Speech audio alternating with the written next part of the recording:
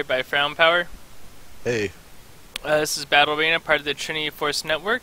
The Trinity Force Network is a bunch of awesome people that put together 4 different types of podcasts throughout the week. You have the Trinity Force proper, the LCS Rundown, the Oslo podcast for all you Australian fans out there, and the Four Wards podcast, which is more geared towards your beginner players of League. And I sometimes listen to it because they come up with a lot of great tips, tricks, and exercises that you can do to help improve as a League player. I think I fixed my mic.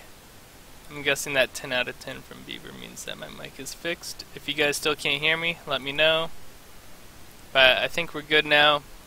So we're going to go right into the bans and picks. I'm going to just go ahead and say I don't really understand the Nasus ban. I think somebody really hates Nasus, has had bad experiences with Nasus, was touched by Nasus before in their life, so they banned it. Which is alright, that's fine, but I still, once again, I'm not understanding why Kale hasn't been picked in either of these games. Yeah, I don't really understand the Annie ban. Like I hate that champion. I play support. I can't play support Annie, and I hate playing against support Annie. But I can't see banning Annie. And kind of the same with Ari, because you just don't see a whole lot of Aris being played. She is a snowball champ. She's annoying to deal with. She's also a very high skilled champ. Like the matchups she has are basically depending on like, well, do you outplay her or does she outplay you? And maybe people don't like that. I like the Gnar ban because I hate seeing that champion in games when I play. Well, so. also that is a top lane gangplank, and I'm assuming he definitely does not want to face Gnar in the top lane. So I completely understand that ban. I absolutely hate picking Soraka if I can't see the enemy bottom lane. Yeah? I don't think it's a You're good like pick asking for a Blitzcrank or something? You're asking for a Blitzcrank. I mean, as soon as you lock in Soraka, you're going to get an Ignite lane. But true, but I mean, you're asking for a Blitz, you're asking for a Leona, you're asking for... She can deal with Leona, I feel like. Blitz is a bit problematic because you got to be a little bit more happy feet oriented, but yeah, I feel like Soraka, most of her lane matchups are at least neutral. It's just that 1 or 2 that could really screw you over, and Blitz and probably Leona can really do that. I wouldn't say that they're winnable. I say that they're manageable. But like against Thresh here, I feel like she actually can do all right. Like there's no reason why she can't come out ahead in this lane. But it depends on how aggressive she wants to play, because she's not going to do a whole lot. And if she gets the silence down and gets a couple auto attacks and Graves follows up, then they can definitely turn the trades around. Well, they have to be very careful because it's a Soraka, and they don't really like she doesn't really provide a whole lot of peeling. I really like Soraka and Graves now that I'm thinking about it, because Graves, he's going to be building up magic resistant armor anyway. Yeah. And you just have him dash forward into the enemy face and be like, hey, I'm here. I'm going to buckshot you. And if you try to damage me, not only will I not take too much damage, I'm going to be healed up for any that I do take. So that's going to be, I have a feeling that's going to be a very annoying lane for whoever they decide to... Ooh, Jinx is actually a pretty good pick. Jinx is strong with Thresh. He can put his chompers down and Thresh can flay into the chompers. Or you can switch to Caitlyn. Yeah, Caitlyn kind of works. Yeah, Caitlyn works fine. Caitlyn can really punish Graves with her range. And Graves can still outburst her with the dash. Yeah. If Graves is going to win this lane, he's really going to have to close that gap, that range gap, and punish her for it. So we'll see how aggressive he is in lane. He can be aggressive because of Soraka healing him and supporting, but if they just sit back and try to farm, I feel like they're going to have a tough time and might be zoned just a little bit. Just a little bit. It won't be too bad, but they will be zoned a little bit. Yeah. Mundo versus Gangplank. Like Beaver kind of picked I don't know if he's played a lot of played against many Gangplank tops. I haven't played against any yet, Hmm. but I feel like he kind of picked a laner that he's comfortable with. That's safe, just because he doesn't really know what to expect, which is fine. I mean, I've seen Beaver play his Mundo a few times, and it's a champion that he's comfortable with, and it's a tank and it's Hmm. safe. Um, the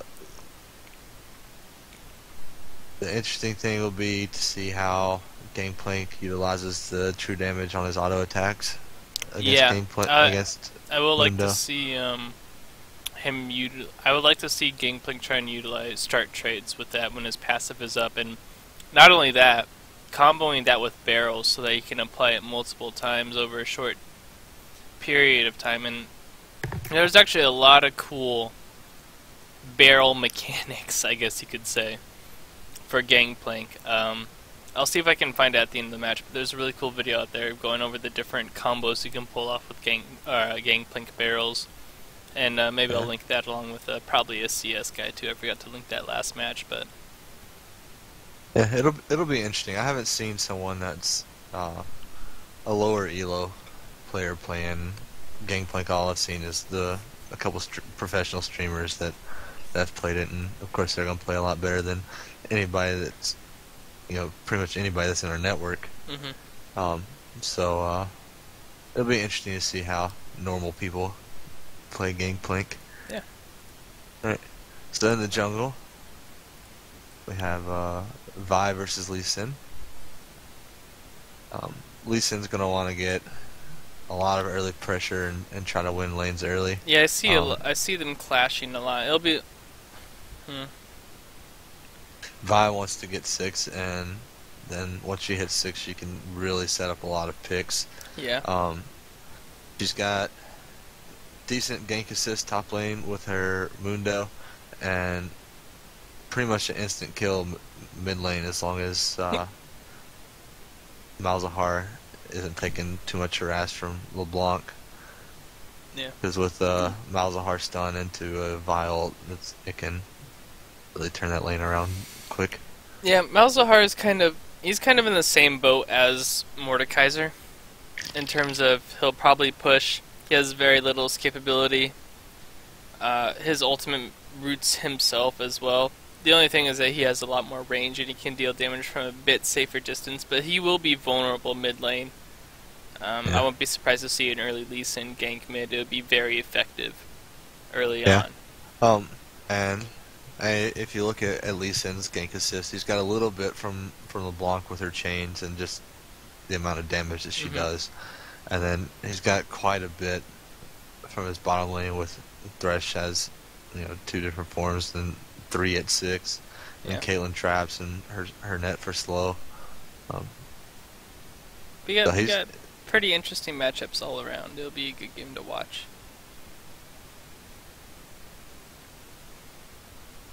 summer spells. I don't have, mind all the ignite. I don't mind Thresh getting ignite here. I don't know who you would exhaust exactly on the enemy team. You could exhaust a Vi if she builds damage, but Yeah. I mean, you can always exhaust the enemy ADC. But having a Soraka in your game, having a Mundo on the same enemy team, yeah, then you know, ignites for everyone. yeah, ignites can be pretty useful for your team overall. This game. And also you see Mundo with Smite, so he's going Cinder Hulk. Oh, really? Yeah. Okay. Yeah, I don't play much Mundo, so I don't know if that's Um, Mundo with Cinder Hulk can be very scary. It can be if you can force the opponent to push the lane, it can be better because you can just kind of safely farm. Yeah. Right outside of tower range, and with Qs and with just walking up and auto attacking. But you don't want to play the lane too passive, but you want to be able to get the lane pretty close to your lane so that you're safe from ganks. Okay. But you can still farm the lane, and once you get the lane where you want it and can farm it, then I mean pretty much going to be almost unkillable by the end of the game. Yeah, I expect an early armor item out of Mundo here. I don't know if I would recommend a Cloth 5 start. It probably wouldn't be the worst start. I don't think... Doran Shield doesn't mitigate damage from Parlay, right? It mitigates single target attacks. Okay. 8 damage from single target attacks. So, I don't think that that would be bad. It wouldn't be, but at the same time, Gangplank could probably just shoot a barrel that's close to Mundo and negate that effect that Doran Shield has. That is true. Huh. Yeah, it'll be cool. I haven't seen Gangplank really at all because he's been dead. Yeah. Rip. Luckily, he's back.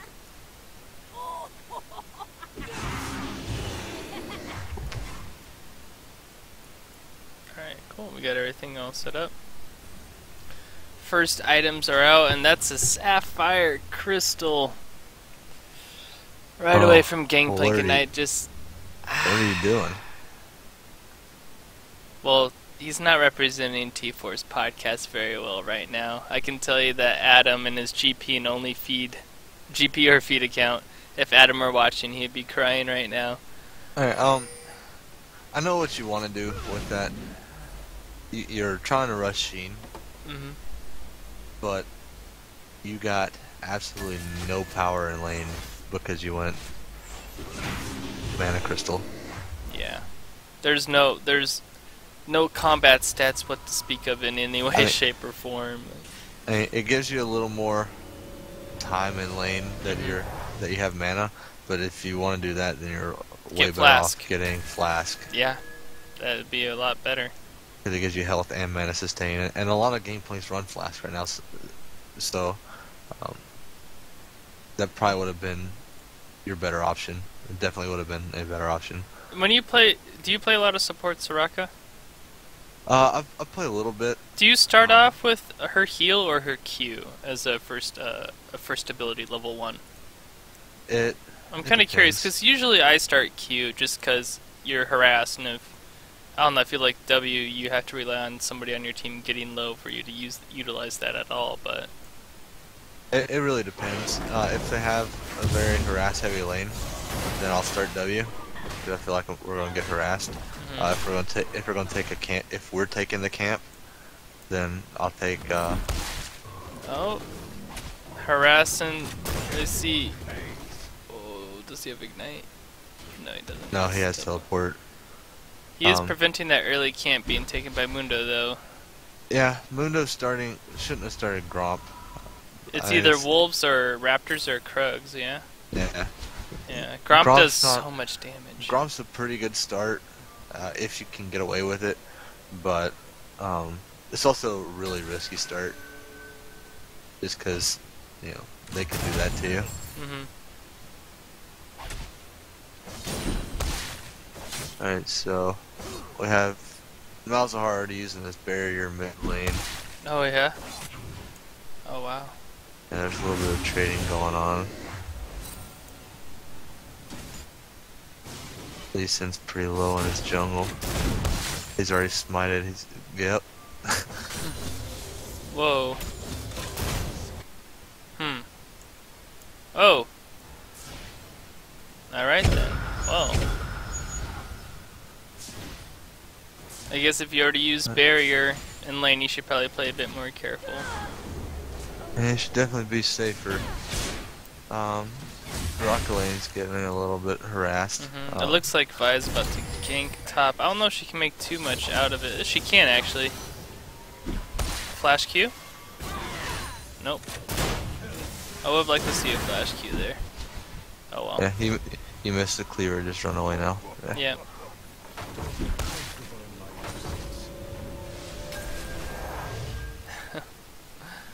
I guess you want to look at bot lane real quick? Alright.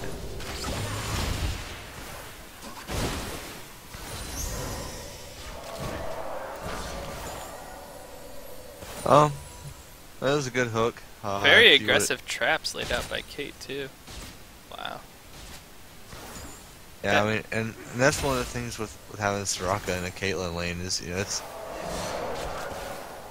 you really want your support to be able to take that trap. But Soraka herself is pretty squishy, so the trap's going to stay there for a little while, and it could end up costing someone their life. Malzahar's roaming down. Soraka Pretty early and, Soraka and Graves need to collapse on that a bit harder if that's going to happen. A really early roam, though. There's no CC to speak of that bot lane can do, besides that silence, which hopefully the enemy will stay in long enough for a root. So looking at top lane, that was a good gank by Vi. Oh yeah. Beaver was trying to kill a barrel, and he hit it. He hit it when it had 2, and then Gangplank just hit it, and the Mundo was already low.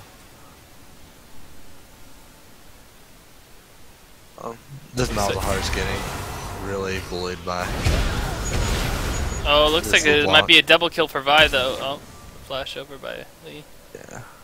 Yeah, she's gonna have to focus mid a bit, maybe babysit for a while, just to prevent that tower from going down early. Hopefully Malzahar can. I don't know what his usual builds are, but another Dorn's Ring's not a bad idea. That extra health is gonna help him out quite a bit, I feel like. Yeah, double Dorns is actually really strong. It doesn't necessarily seem like it would be. Yeah. Just looking at it. Does Malzahar build Athenes at all? He absolutely can build Athenes if he needs it. I don't really see it. Oh, Vi is by herself, and she has no priority bot lane to make that play, which is unfortunate. She has to recognize that her bot lane's been bullied around the whole time, and that if she makes a play in river, she's putting herself at risk. Yeah. She's been making pretty good plays all over the map. Oh yeah. Which is really impressive for a Vi pre-6. Not that Vi can't make plays, really, but it's a lot harder for her than the Lee Sin.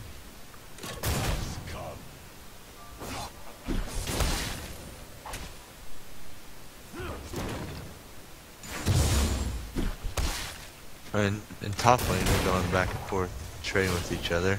Yeah. We got a dead Soraka here.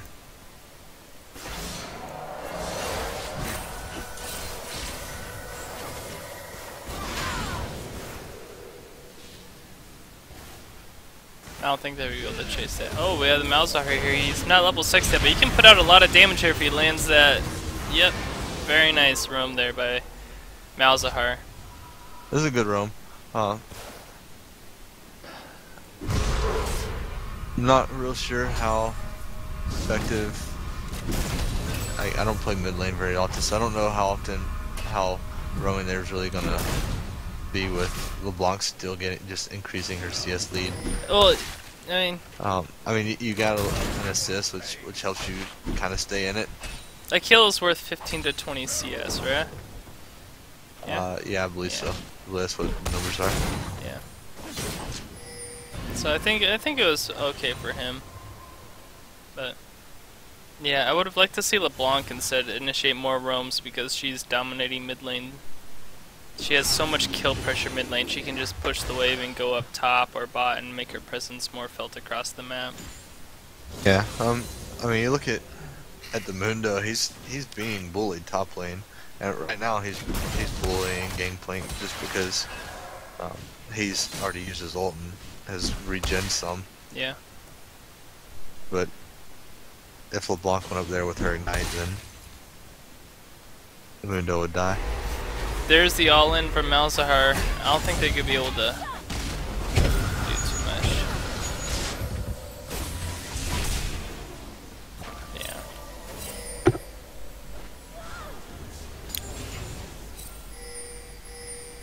Nice roam here by Rush. Wow. Oh, what a hook. I don't know if he predicted that, but he should say he predicted that. Well, if someone asked, the answer, yeah. Yeah, the answer is yeah. I knew she was going to dash there. What are you talking about? Alright, so, yeah, good job backing off. Oh, Malzahar in a bit. Yeah, He shouldn't have roamed bot anyway. His mana level was really low. I don't know if it, and ult was down. He shouldn't have roamed, but his bot lane should have seen he was roaming, just like red team's bot lane sees LeBlanc roaming.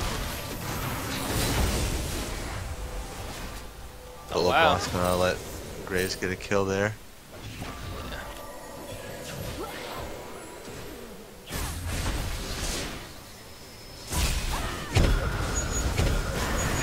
Oh wow.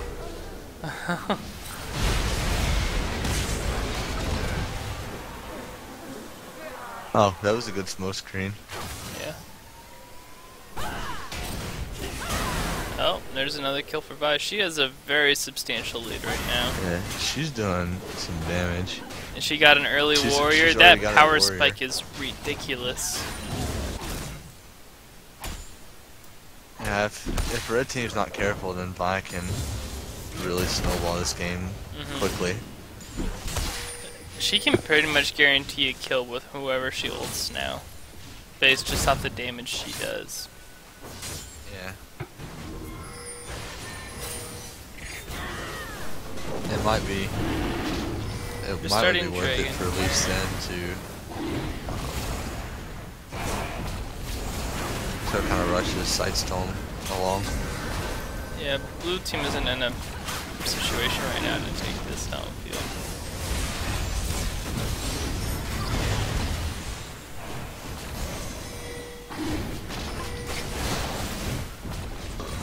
When that pink ward spotted them out, they knew they weren't doing it in secret anymore.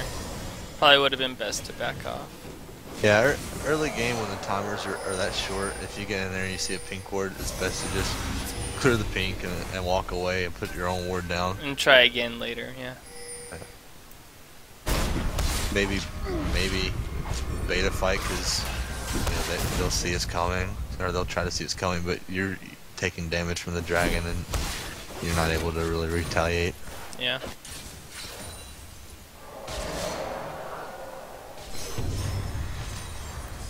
Looks like Vi's gonna try and make a play mid. I think both her and Malzahar's ults are up. Oh, they gotta go get blue for him first. Malzahar's CS isn't as bad as it was earlier. He didn't really buy anything after his roams, so. Yeah.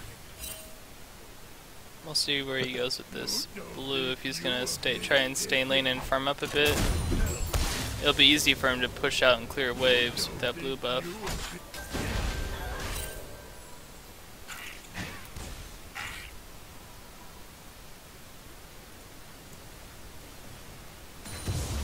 Gotta look at items real quick. Oh, hook bot onto Caitlyn.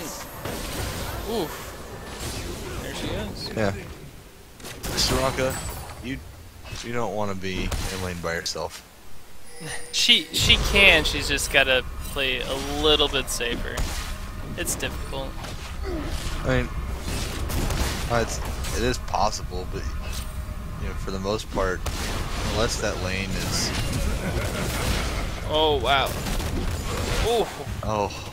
Nice play there. As a support, if your lane is, well, if I just took his she just Lee Sin's took blue and then went and took his red too. Jeez. But as a support, if you have a big wave coming in and you're in the lane by yourself, you're pretty easily gonna get killed.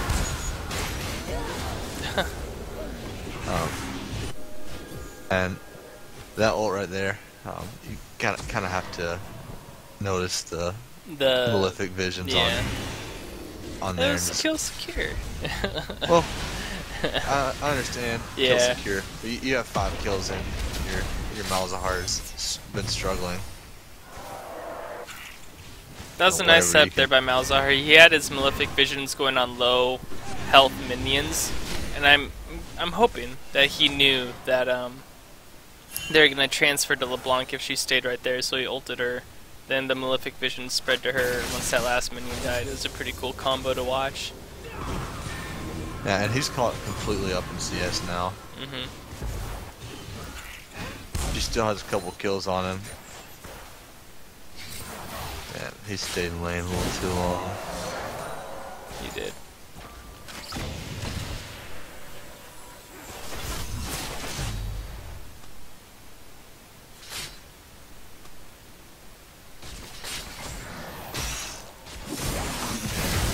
Looks like another catch there from Soraka, but oh, isn't there gonna be a trade in favor of Graves, Caitlyn bot lane? Yeah. I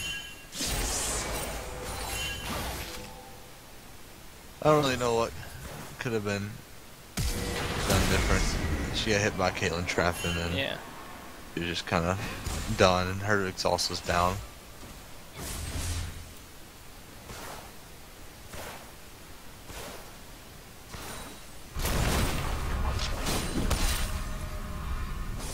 Looks like Gangplank might be able to turn the tide here. I'm a little confused as to what he's building. Looks like a Mana Moon. Mana Moon? Our Frozen Mallet. Yeah, he did buy a tier though, which I find very interesting. I don't know if that's necessarily an item you need on Gangplank. Oh, there's that passive.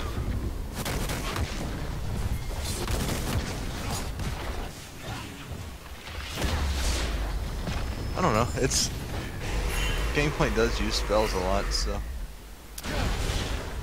You know, his Q with his barrels don't cost any mana, I believe. Yeah, but or if I they don't do, know. it's super cheap. They still might stack, because like Nidalee's Cougar form doesn't cost mana, but it still stacks your tiers. Yeah, but I mean, I just don't know why. I don't think you're using that much mana as Gangplank to. It's true. I don't know if it's justify building that. Meaningful. Here's the interesting teleport from Mundo. He really wants to fight this. I think they can get an ult here on someone.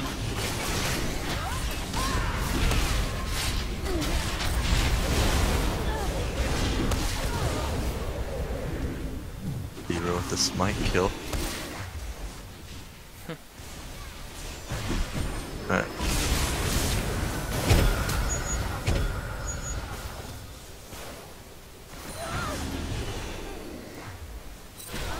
Oh, at least didn't finish off Soraka there. It's a very chaotic back and forth going on right now. Yeah, there's a lot of chasing. Oh. That was good right there with Malzahar using the Krugs to kill LeBlanc. Looks like they'll be able to get a free dragon out of this. I'm kind of surprised Lee Sin didn't. They do have vision of this, but it's looking like it's just gonna be a free dragon for the team. There's not really a whole lot they can do to stop it, but they can fight them after. Yeah. And blue team needs to be careful trying to go in like this.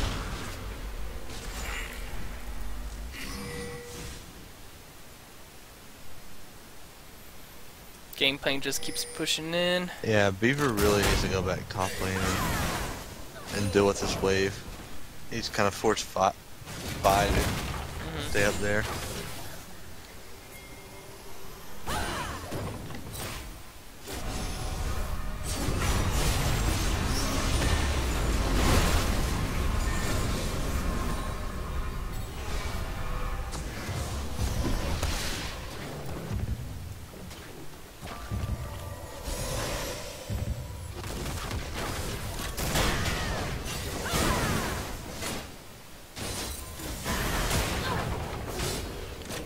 Comes out ahead. I know Vi is going for the Triforce because she's so far ahead. But man, Gangplank with that early frozen mallet.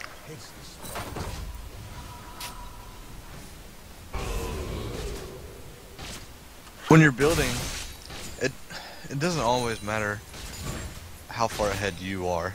Like if you're far ahead and your team's relatively even, then yeah, you can build more damage. But if you look at the other team, like their Gangplank had 2 kills before that point. Their LeBlanc has 6 kills. Their Caitlyn has 4 kills. And you're looking at 20 minutes. That's a lot of gold on the enemy team. Yeah. And you're gonna need to start being able to survive all that damage.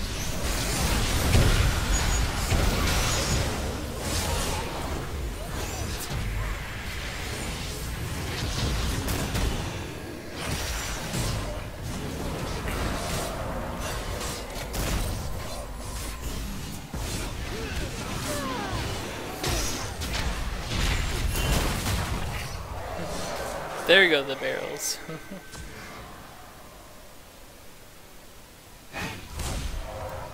Yeah, red team is kind of starting to snowball this game a bit.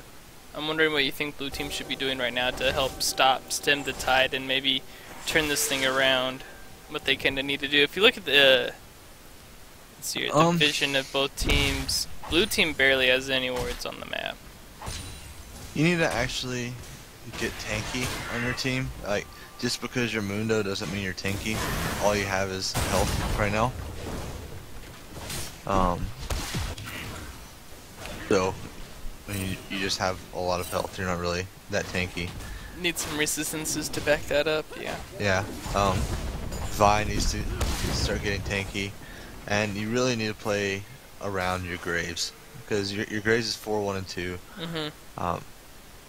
And at this point, he needs to be your focus as far as carrying you. Yeah. So you want to set up vision, so you know where everybody is. And if you look at the vision, you can see that blue team is actually pretty. I mean, they have some wards in the river, but in terms of their own jungle, they got nothing. Whereas red team has wards kind of everywhere. That'll be interesting to see how that affects this next fight.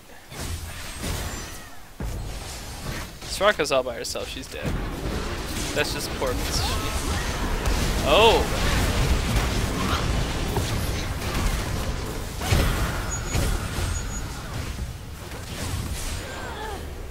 That red buff. Oh! Graves cleaning up.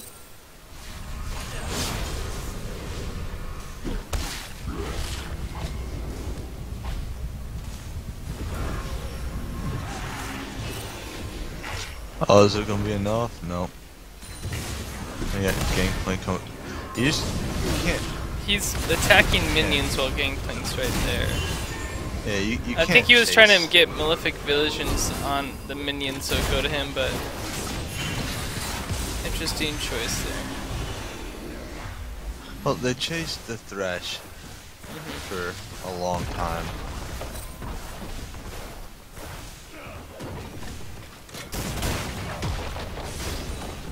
And when you chase someone that long, especially going through a tower, you're just allowing the enemy team to respawn and come kill you. Yeah. Which I didn't see how Gangplank got there, but he came through the tower and was just able to easily pick up the kills, the double kill. Oh my gosh.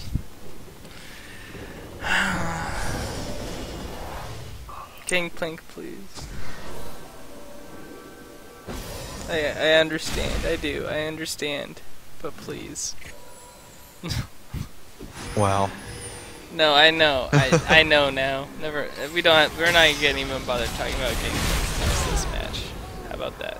Because I know. I know now. But anyways, looks like Vi has all her damage items completed. She should probably start going into defensive items. Judging on the other team, I highly suggest probably like a Randuin's Omen type of... Yeah, I'd say Randuin's Omen would be a good purchase for her at this point. But right now they gotta focus on this dragon, and their vision of this dragon is very, very poor. Red team has this warded up the wazoo. Not only do they have it warded around dragon, but they have... they have a deep red ward too to manage the entrance to the dragon pit from the enemy team's jungle. So they have the vision advantage here. I'm wondering if they're actually able to take advantage of it. They're really scared to fight this. And I understand why. The pick potential is great with Vi and Malzahar, but... Yeah, if they can get a good... There's a good ult. Malzahar picked up a Vector's Cow. Interesting. He's even tankier than before. Yeah. Okay, there's a decent teleport to go back to protect that turret. I don't know if we'll be able to.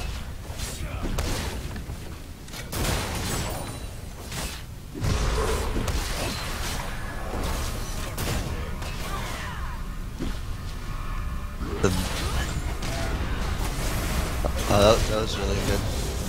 Gameplay was trying to bait him on top of the barrel. Ooh, dead. Yeah, Malzahar stayed really a long time there. He needs to recognize that half his whole team has left him, and that he's sieging by himself, outnumbered, and he's immobile and won't be able to outmaneuver a Thresh and a LeBlanc trying to kill him. Or, sorry, at least Sin and LeBlanc trying to kill him. Yeah, he's done that a couple times this game. That just staying too long or just being out of position, and as far as his position on the map goes.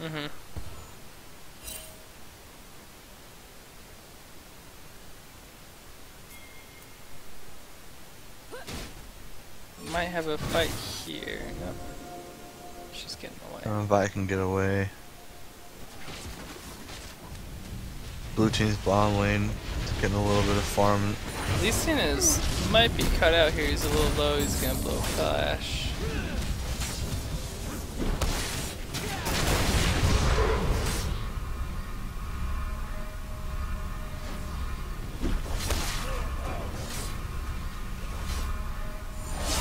I don't think he realizes. Gangplank didn't realize that Thresh and LeBlanc were gonna come up and flank him there. That could have been a pretty secure kill. He's got everyone coming up for him. Alright, I'm still pretty disappointed with blue team's warding so far. It's almost non-existent. I'm surprised they're able to...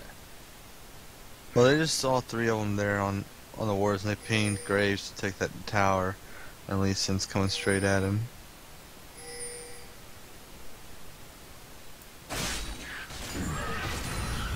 Yeah, I feel like both teams don't really figure what they like. Red team, they warded up, but they've lost these past 2 team fights. I feel like, and they're pretty wary. They feel like they're behind, and they just want to make the right call here. They need to be a bit more aggressive with how they got vision all over the place. They can easily make a pick here, especially with LeBlanc. And it looks like blue team's strategy is just basically to group up as 4 at the very least, and go in and try to get a pick, especially with Vi and Malzahar. Yeah. Right there, Malzahar just tried to flash over LeBlanc, but if you're gonna do that to someone that's as mobile as LeBlanc, you have to be on point with the quick. Looks like they're gonna pressure up mid a little bit. Oh, landed the Q. Will Lee Sin syndrome kick in? No, it won't. But looks like the next objective these 2 teams are gonna fight over is that blue buff. Malzahar needs to realize that Graves is not there to back him up. If he got hit by that hook, he was a dead man. Ooh.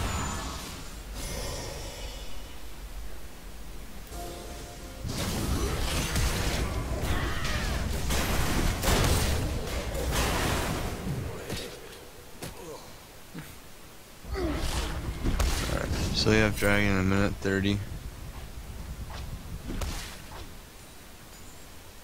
Both teams need to be warding around it. Yeah, there's a few wards around it right now. There are, but blue team did a good job of getting this entrance right here. This ward has, I don't know how much time left on it, but less than a minute 30. So it's not going to be useful for too much longer. Oh, wow. Yeah, all these wards will be dead by the time Dragon comes up. They need to be refreshed. But you should be saying in chat, drag 1 minute, and then headed over there to put some wards down.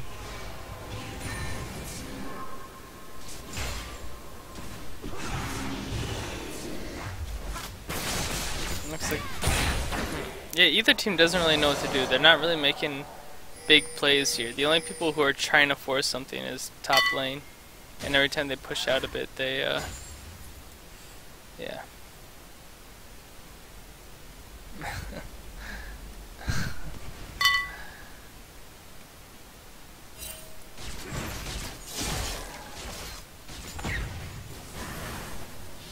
Alright, looks like we're gonna have another clash here. Yeah, so both teams knew what time the dragon was going to spawn. It basically comes down to whether or not Vi and Malzahar can pick someone off in the first 3 seconds. If not, I kind of expect the fight to go red team's way. Blue team needs to be backing Vi up.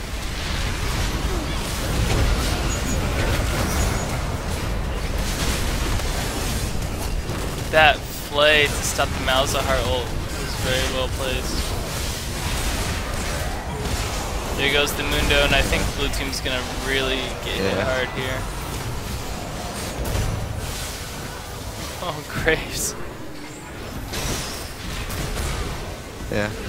Right there, when Vi was trying to clear that pink ward, his whole team was just hanging back around the death bush, and if they would have put more pressure on, he could have got the pink ward killed probably before the teleport came in. Yeah. And they could also have been in a better position for the fight, whereas red team just jumped on Vi, and his team was out of position to follow up. Alright, so items here. I kinda like Mundo's setup. I think he has a pretty decent items, and they're all gonna be very effective for him, I feel like.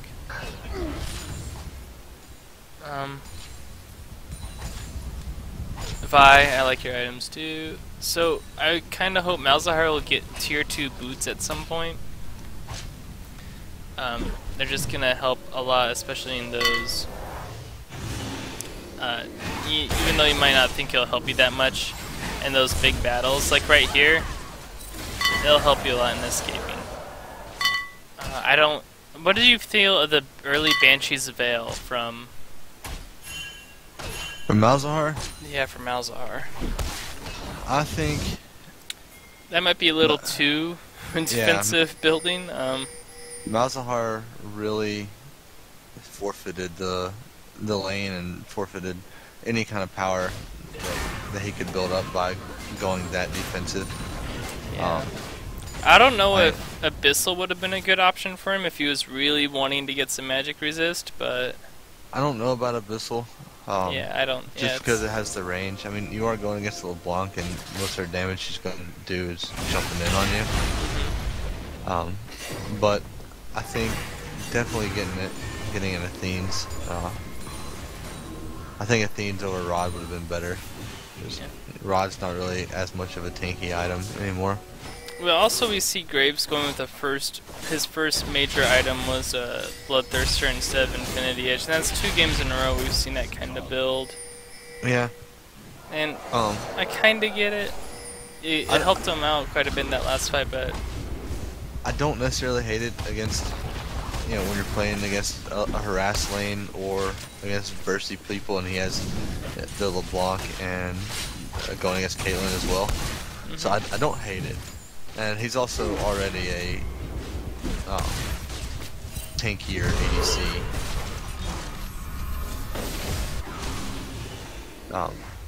That should help him survive a lot.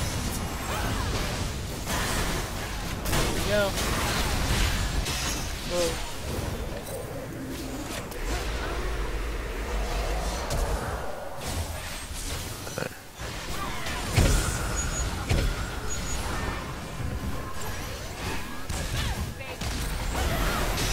Alright, Soraka, you really need to watch how you're positioned for fights. This is so chaotic. Yeah.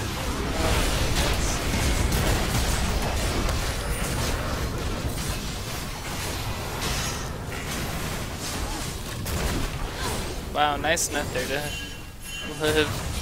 Yeah, at this point, Beaver, if you can try to live, you should try to live, because you're just going in the final kill.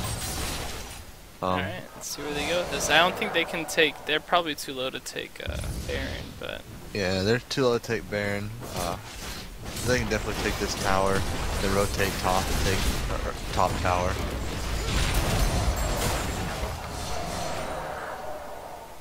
Oh, they got ZZ Rod down there. Trying to push Don't this even tower. don't acknowledge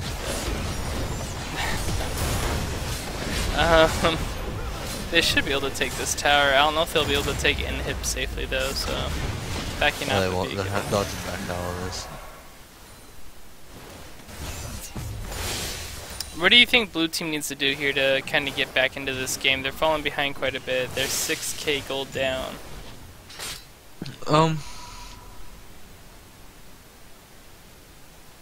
They really need to just kind of stay together. And I mean, they've been trying, but they've been trying. They haven't been.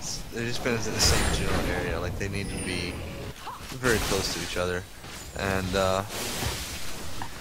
this is kind of one of the situations that, you know, the reasons that I said I don't really like playing or picking Soraka blind.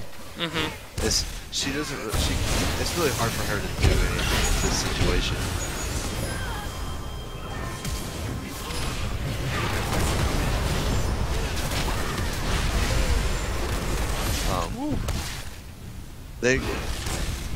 Blue team needs to stop trying to tunnel vision on kills as people are running away. That's what got them behind. They were ahead for a long time, and they got behind because they're chasing kills that they shouldn't have been.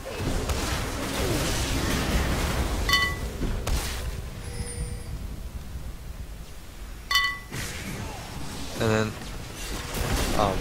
just managing your characters and your abilities. Like at that point, when Soraka just exhausted Gangplank. At the time that he exhausted Gangplank, she was one shot from dead. Her team was nowhere around. Okay. So you used the exhaust and got nothing out of it. It didn't help you get away, which is not what exhaust is for. Yeah. It didn't help you secure the kill on him. It didn't reduce his damage for the rest of your team. So it was really just a wasted summoner spell all around.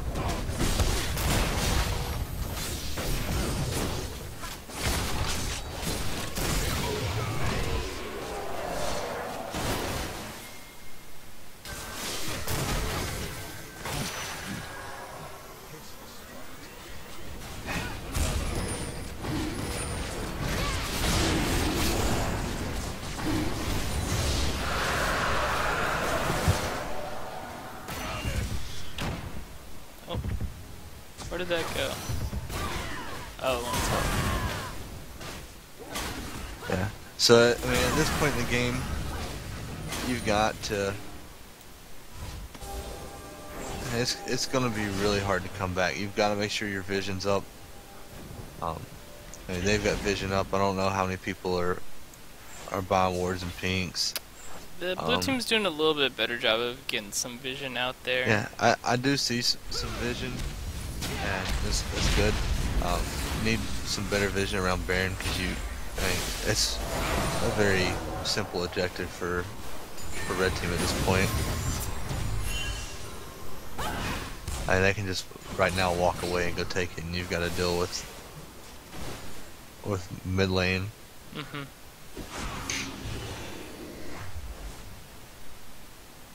Let's see. I don't know if looks like Beaver got or Mundo got a what, elixir, but he got the health one and not the tenacity one. I know health stacking synergizes really well with Mundo, but you already got a ton of health and you don't have any tenacity whatsoever. You decided to forego the Merc Treads, which was not a bad idea. That was actually a pretty good idea to go with the cloth armor boots, but... Oh, Blue picked up the bear. Yeah, that nice. extra smite. They need to back out on this fight, though. They need to back out. They need to get out safe. If they end up losing Mundo, then so be it. They need to try to kite away. Nice. Yeah, they did a really good job there, falling back as a team.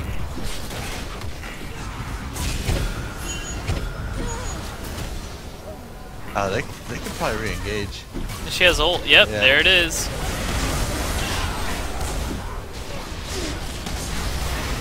Oh man, that might have turned this whole game around. Yeah. That Baron was a tough call because it was really risky. It was a little risky, yeah. But after you picked it up, it became, you know, it was already something that was going to be a win condition because you're not going to turn it around without it at that point. You need to take this inhibitor and get out. Yep, both the side lanes are pushed up. They need to just back out, get those prepared to push. Ignore Thresh because you're going to die. Oh boy.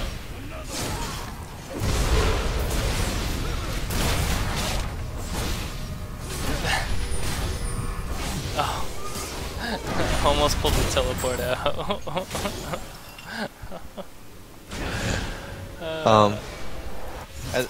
Graves went bottom lane to get the lane that's pushing there, which is fine.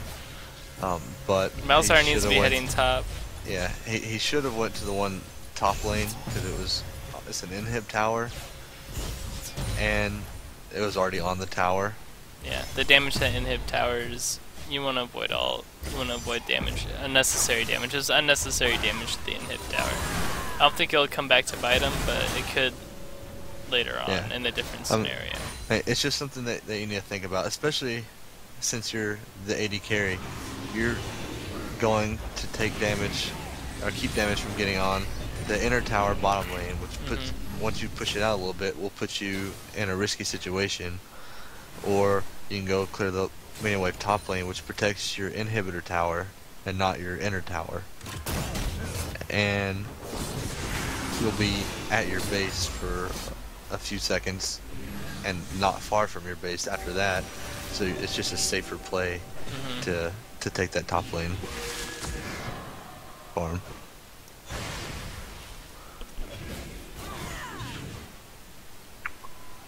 Alright, let's see. Red team is doing a pretty good job of warding up. They got some deep wards, they got some defensive wards, but they really need to be playing defense right now until this Baron. Yeah. Is the Baron buff already gone? I think it might already be gone. Yeah, it looks like it. Yeah, it looks like it's gone. Alright. So there's no reason for blue team to be pushing mid up here. There's almost no objective they can take.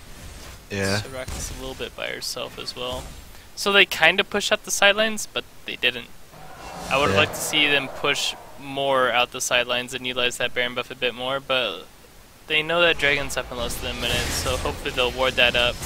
Push out this bot lane. They're gonna have to ignore top lane, I feel like, if they want to contest this Dragon, though. Oh, yeah, they might just have to go right back to mid. I don't know if our team can...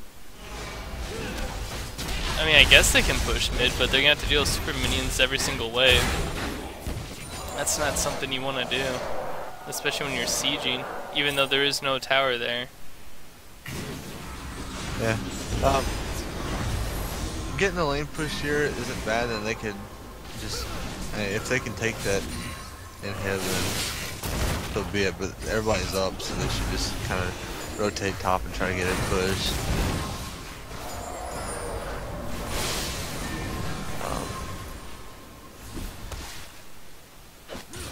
I mean, they could even try to pick the fight if they want to. Caitlyn's really strong. LeBlanc's really strong right now. So that was a disengage right there by Gangplank, or hoping that the enemy team runs through his hole, but they're not going to do that. Oh, Dragon's up.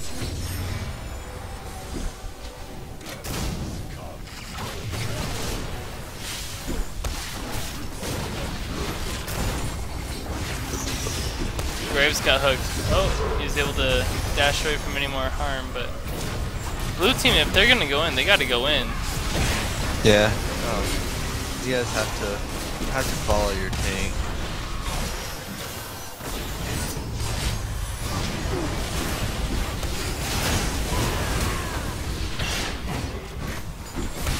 red team is doing a pretty good job of kiting back while trying to dish out as much damage as possible. Yeah, Mundo's doing a really good job of eating a ton of damage.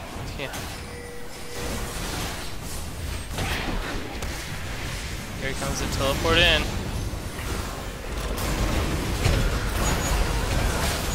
Oh, that Malzahar ult catches that LeBlanc. Vi's gonna follow that up with an ulti. Yeah. That actually might be GG if blue team wants to rush and finish it. They could most likely do that.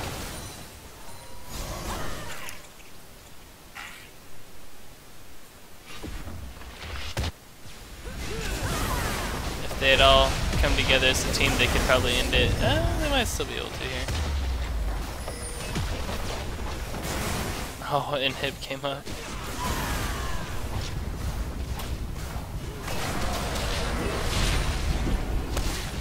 Let's see here.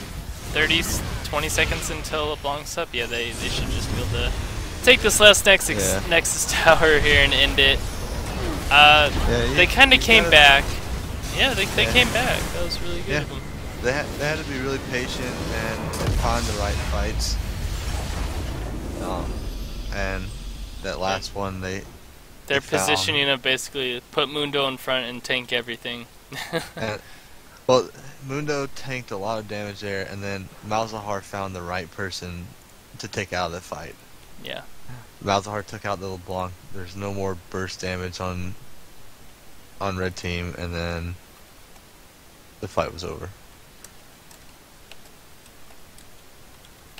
I think you also saw maybe some weaknesses there. That was with Gangplank's build. The damage he put out wasn't really there, so to say. We'll touch on him when we get to him, when we go talk about the post-game stuff. I already uploaded the stats page here, so I think we're going to go ahead and start with Vi. I think we both liked very much how aggressive she was in the early game, getting ganks off, not necessarily just AFK farming until 6. Yeah, she did really well as far as, constantly ganking. I really liked the fact that she didn't farm till 6 and trying to just use the And I don't really blame her for building that early Trinity Force after Warrior. I probably would have built the same way, and I think it wasn't bad. It wasn't bad at all. It was a good build. There's a little bit of, while she hadn't quite completed it yet, she might have gone a bit too ham in certain scenarios. But yeah, she did get aggressive while she was building it, but also at the same time while she was building it, she had like 1 or 2 components at a time, and that's when some of her lanes started getting behind and started getting hurt. So, maybe sitting on a Sheen or Phage or whatever she built first. I'm gonna look at that real quick. Sitting on the Sheen, she could have looked and said, okay, well, LeBlanc's getting pretty strong right now. Let me pick up a Spectre Cow. Yeah, maybe. And then she didn't have to. She wouldn't have had to build that into anything yet, but just that extra magic resist to help with that gank, because Malzahar was struggling in mid lane for a while. So just having that little bit extra, she was carrying blue team early in the game, and just being able to stay alive a little bit longer, because she was doing enough damage. She just needed to be able to stay alive a little longer, while she was getting more aggressive. Yep, she picked her ult targets very well too, I thought, during team fights. She transitioned very well from just making picks on people out of position to, alright, this is the priority target, that's the person I need to lock down for this team fight for us to win. So whether it was Caitlyn or LeBlanc, you were kind of forcing them out of the fight with your ultimate, and that was really good, I saw. So yeah, great game overall. Liked what I saw. We can move on to Graves, who did a pretty good job of staying relevant, especially with, I feel like he and Soraka were a bit poked out in the early game. Just a little bit. They were zoned just a little bit, but he was able to keep his farm and CS above Caitlyn's, which was really impressive. And I'm always a little bit biased against building Bloodthirst, I've seen it work on Ashe. I've seen it work on some people. I don't know if maybe I just need to see more games with Graves building Bloodthirster first before I can make any conclusion on that. I don't think it's better than Infinity Edge. I definitely think Infinity Edge is definitely the way to go. But in that lane, whenever you are getting harassed by Caitlyn, and you have Thresh that's harassing you pretty well, Soraka was 0-13 and 13, so, and I know she got called a few times in lane. I didn't actually see her actually die. Could have missed it in lane, but Soraka was struggling in that game, and just having that extra life steal to help you survive the lane and move around, because Graves is like Quinn that we were talking about, the last game. A lot of his damage is through his spells and having the higher AD. His spells do more damage than his auto attacks for the most part. So yeah, I don't recommend it. The equal AD values. T4's podcast makes a good point that it's not necessarily to survive against poke lanes. What you want to do is you want to kill the poke lane. If you have a Vamp Scepter, and you're not going to be able to finish Bloodthirster for a little bit if you're bot lane, you buy a Vamp Scepter, it takes a ton of hits just to get back 100 health that you lost from one trade. It's not going to help you stay in lane. The only way you're going to beat out a poke lane is if you go all in and kill him. So, yeah, I would say that's, I think, one of the reasons why I don't like Bloodthirster, but because it forces you into an early Vamp Scepter almost. But, yeah. The laning phase didn't last long enough for a completed Bloodthirster to be that relevant in the bot lane. I felt the laning phase was already over, but you guys would have been better off just building straight damage if you wanted to. I wouldn't necessarily say it straight up sucks, but there's definitely better options, I feel like. But yeah, pretty good positioning through most of the team fights. Played it safe. Do you want to go on to Soraka? Yeah, Soraka, your positioning was questionable at times. A lot of times during the game, I know at one point you saw all 4 of your other teammates headed bottom and you started walking towards top. Now you ended up getting to them, but you had to walk through by your blue buff and then go through the whole jungle. Then you walked all the way down there to bottom, so you had to go all the way around the map. When it would have been faster to back and just go there. You were always coming into the fight late and from the side and getting picked on the way there. So that's something you need to work on. Getting an Ardent Sensor. Let's see, when did you build it? You built it last. Yeah. So I don't know how I feel about Warmogs on her. Like, I hate to keep repeating myself, but Aegis, even if they only have LeBlanc doing magic damage, it still helps out a lot. People like to talk about Warmogs on Soraka because of the health regen and her heal cost health, but the more health that you have, the more your heal cost. Yeah. So, it's a percentage health cost, so it doesn't really help out too much, to tell the truth. Yeah, it doesn't help all that much. The regen's fine if you're not getting, if your positioning is perfect. Having that Warmogs doesn't hurt. Having the Warmogs helps your regen. And if you're not getting hit, then healing doesn't turn your passive off. So if your positioning is good and you're able to heal, but I mean, when you die 13 times, you're getting hit. Yeah. So you're not getting a whole lot out of your passive except for when you're running the lane and running to a fight. And when you're running to a fight, you're not regenerating any health because you haven't spent any.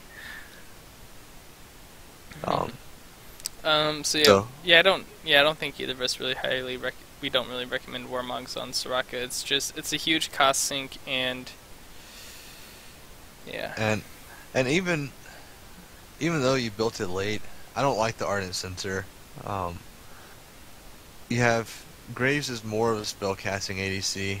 I mean, Vi's, she's just kind of an all-in champion. Mundo doesn't really benefit that much from attack speed. Malzahar doesn't. Um, so your your best option is Graves, and Graves does fine with attack speed, but he's also not really that far ahead, and you could have done better with the Locket or with the McHale's or um, anything really that could have helped your team more than that. All right. Going on to Malzahar, he struggled quite a bit in the first 5 levels, and then he ended up getting his Rod of Ages, which was good. I think it was all right. It's okay against an assassin against LeBlanc, but the early binding of a Spectre's Cal into Banshee's Veil was a bit suspect, I think. You did have 2 Dorns at one point, and apparently those were sold off.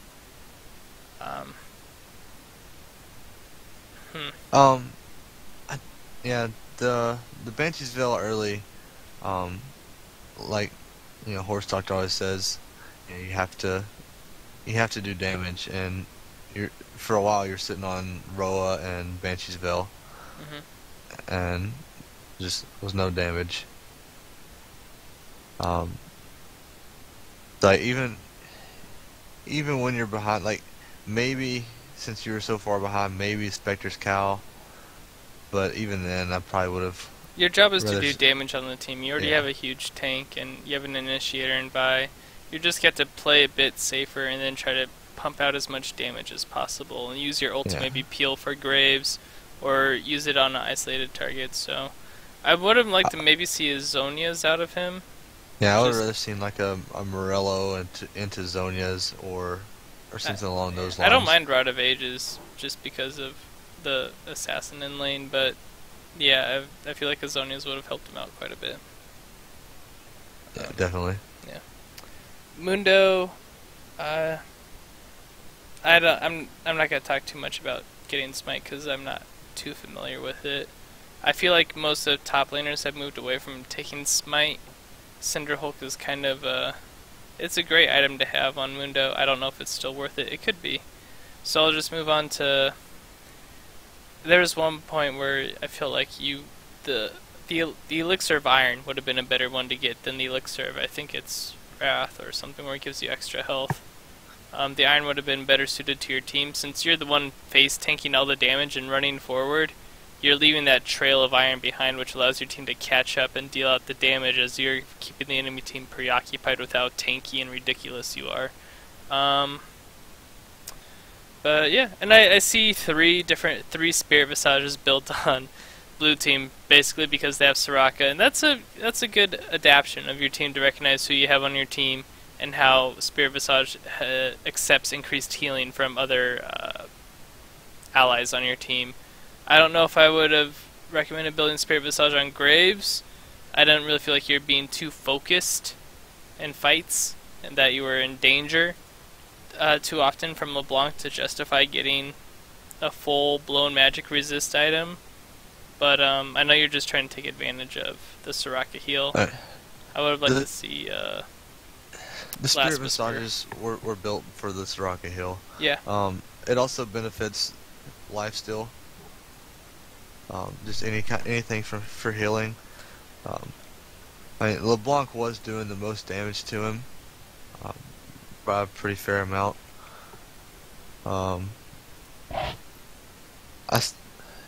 Generally you see if your ADC goes a Matters this time, they go Banshees, and I don't see a problem with going Spirit Visage if to take advantage of the Soraka and the Bloodthirster. But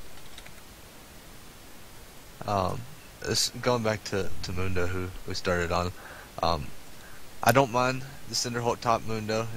I was talking about it in pregame. It's pretty good, but whenever you run the Smite top, you want to run either Challenging Smite or the Slowing Smite. I forget what it's called. Mainly Challenging Smite. That's what makes it so strong, is being able to duel. and reduce their damage also for a second. Um, Yeah. Yeah, I so, thought Mundo so- did a good job also, just in... and You then really saw it at the end, how well of a job he did of zoning the entire enemy team. yeah, towards the end when he got his items, he did really good. But in the beginning of the game, you were trying to. It looked like you were trying to be cute with your Cinder Hulk and just stack as much health as fast as you could, and you had nothing but health items and no resistances. Um, you don't want to do that. You want resistances to back up your health, because even though you had a ton of health, Gangplank was still just chunking you. Yeah. Alright. Here we go. We could go ahead and go on to Gangplank. You probably know this, but tier, not great on him. Frozen Mallet, situational on him, I feel like. I feel you could actually build that every once in a while on him. Banner of Command, not great, doesn't synergize with him. ZZ Rot, doesn't really synergize either. Mav Mal Mortius, that is situational on him. And Thornmail would be very situational, I guess. But, yeah, I feel like most people recommend just building 1 or 2 damage items at the most on Gangplank, whether it be Trinity Force or... I think I've seen Hydra recommended a couple times. I'm not exactly sure on that. But, and then going into tank... your damage output later in the game in team fights was pretty lacking, but you probably noticed that. It would have been better off with some sort of Sheen proc item. Yeah, Yeah, it's generally Triforce tank. The build he went is the build that Horse Doctor likes to. Yeah, obviously you're a big fan advertise. of Horse Doctor and Trinity Force in general. And it was pretty funny to actually see the full build come to life in front of my eyes. Well, whenever Horse Doctor says that, he's trolling. Please don't bring it into Battle Arena. Yeah, we would appreciate if you guys took Battle Arena a bit more seriously. Treat it like a ranked game. But on a serious note, some people noted that you may have stayed AFK farming top lane a bit too often and just relying on your ult to help your team win fights, and then you just went back to farming. You weren't able to generate that much pressure even when you were in lane, top lane that entire time, and you almost got down to an inhibitor turret, but it wasn't being very effective. Another thing I would like to point out is that I think everybody's going to just learn how to use barrels a lot better than what they are doing right now, so I'm going to copy and paste this cool video I found. It's a really awesome YouTube video. Guy just goes through all the different barrel combos you can pull off as Gangplank from what for different situations they're useful in. I highly recommend you watch the whole thing if you plan on playing Gangplank. Your barrels are so much more useful than you think, and they can pull off some interesting tricks and can help with team fights around Dragon, around Baron. There's a situation for every single type of combo you can pull off with them, and it can really surprise the enemy team with how you pull it off. So go ahead, watch that. You'll probably like it. I really enjoyed watching it.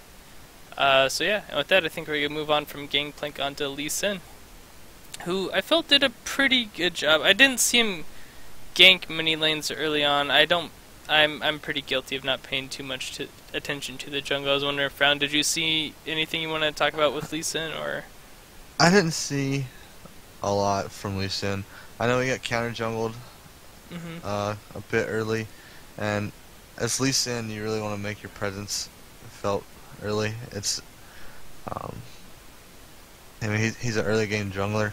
The build was fine. Maybe move Black Cleaver a bit back in your build order, and maybe prioritize Randuin's and Aegis a bit more than Black Cleaver. But I really like your build. Otherwise, is like the items you got are perfectly fine. I just had a slight issue with the order you purchased it in. I also love that you bought Sightstone.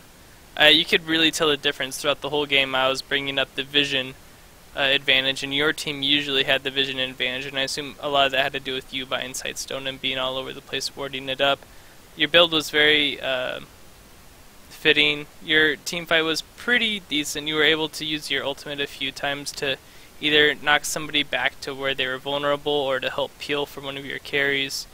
That's what you kind of got to do as Lee Sin later in the game. Did you want to add anything else, Frown? No. Just, I mean, I pretty much felt the same way you did. I'd rather Hmm. see the Black Cleaver come in later. Um, I don't, I don't think it's bad, but also don't think it's the greatest on Lee Sin. And Warrior Randuin's is a pretty Hmm. strong power spike, especially early. Um, but yeah, I would have liked to see you try to affect lanes a little earlier than you did. Yeah, I'd like to see him a bit more out. I know he got hit by Vi a couple times, and there's sometimes when they clash, and he was lower on health than her, and it was just like some some bad timing events which set him behind. I think so. His response was to go and farm in the jungle, which isn't a bad response. It's if you're falling behind in the jungle, you can always spend the next 3 or 4 minutes just farming in the jungle to try and catch back up a little bit. Um, but yeah, I thought you played pretty well overall. Going on to LeBlanc, you did a good job early game applying pressure, getting kills, and then you kinda, I don't want to say you sat around, but you let the game develop and get to the mid game without you affecting it much before it got there. I feel like you could have been more of an impact in side lanes, maybe Yeah, there. being there for help, maybe communicate more with your jungler to do an invade once or twice, or maybe roam bot once or twice. I know you did invade bot one time, and that got the kill on Soraka, I believe. But you also left some of your teammates to die in the river while you went for that solo kill. And if you had gone with your teammates in the river, you probably would have gotten 2 kills and no deaths.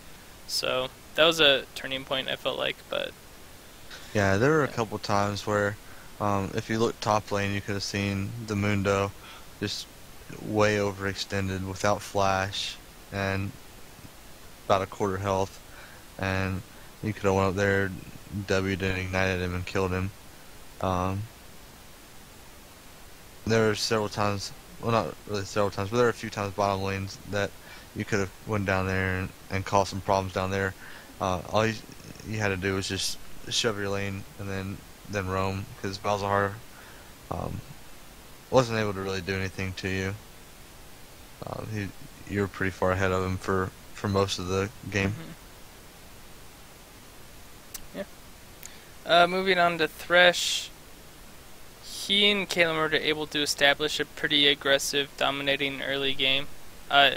Just Caitlyn traps all around, which leads to easy hooks, easy flays, easy kills.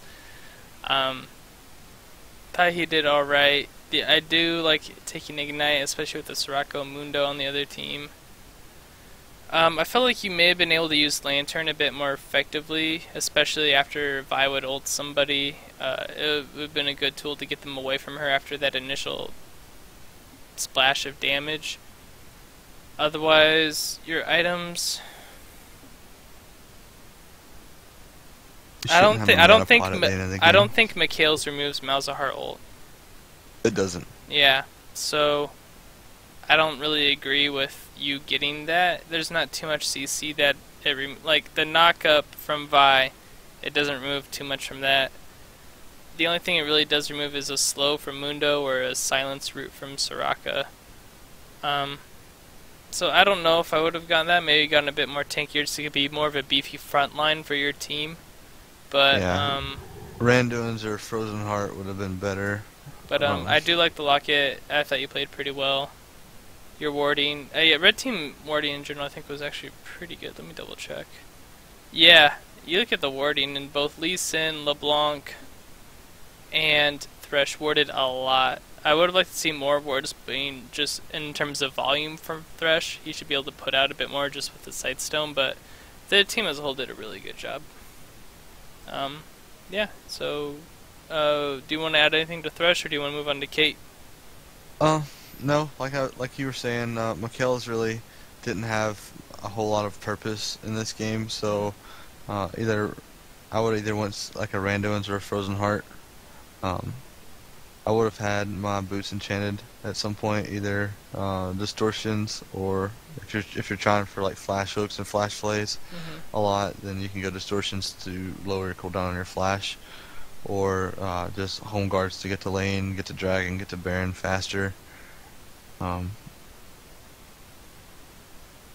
those are the two main Yeah. boot enchants that I'll get.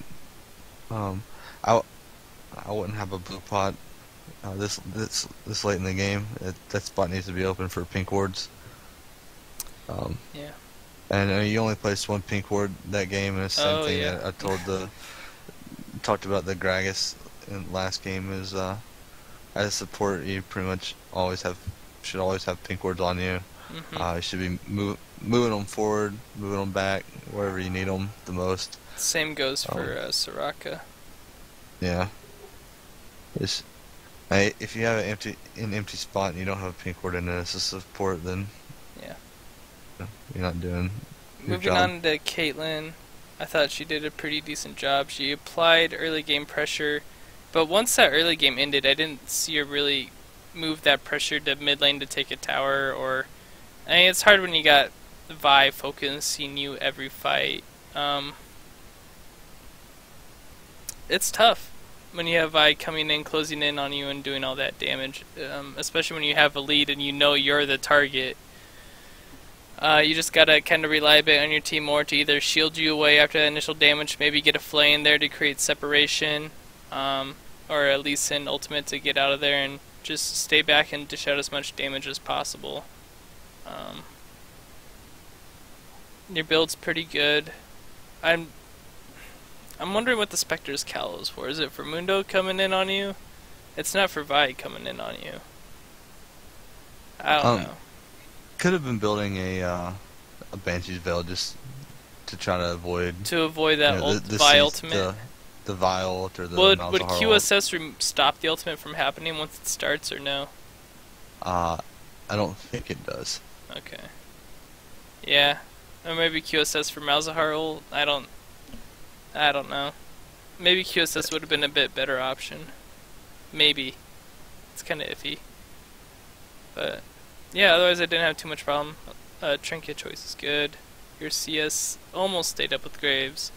Yeah, I think around the mid game, red team kind of didn't know what to do, where to apply pressure, and they fell behind, and they didn't keep their lead up as much as they could have. So maybe try and look more to pressure mid lane once you're done dominating bot, or really focus on finishing off that tower once that early game is coming to an end, so you can affect other lanes. Did you have anything to add? No. She like you were saying, she did fine. She should have. She could have been able to do a little more in the mid to late game. Just make sure that her positioning is where it should be. Your early game pressure was good. Yeah. Make sure that when you get I didn't really pay that close attention to you in team fights specifically, but I know as a Caitlyn, you want to be using your ult either before the fight starts or at as the it's end ending. of the fight. Yeah, you don't want to be doing it in the middle at all. And the same with your Q. It takes longer for your Q to land than it does to land 2 or 3 autos. Yeah. You want to make sure that you're dumping your abilities as the fight starts.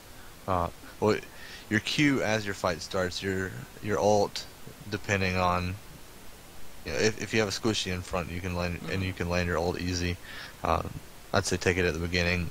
If not, then try to use it at the end of the fight. Otherwise, just kind of stay at your range and. Yeah. Alright, so moving on to trinkets, it looks like a pretty good balance on red team.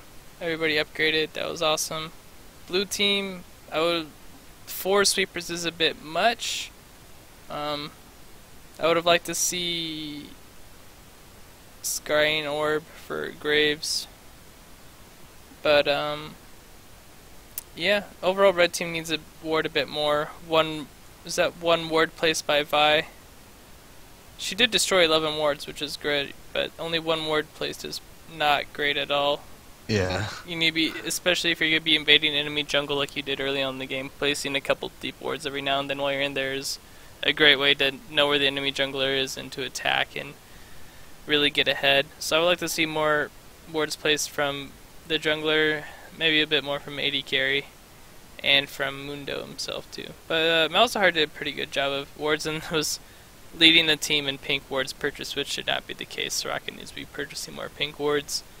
But yeah, with that, I think we're going to cut off the stream here. We almost got Game 3 ready to go. We'll get that started very soon, and we'll be right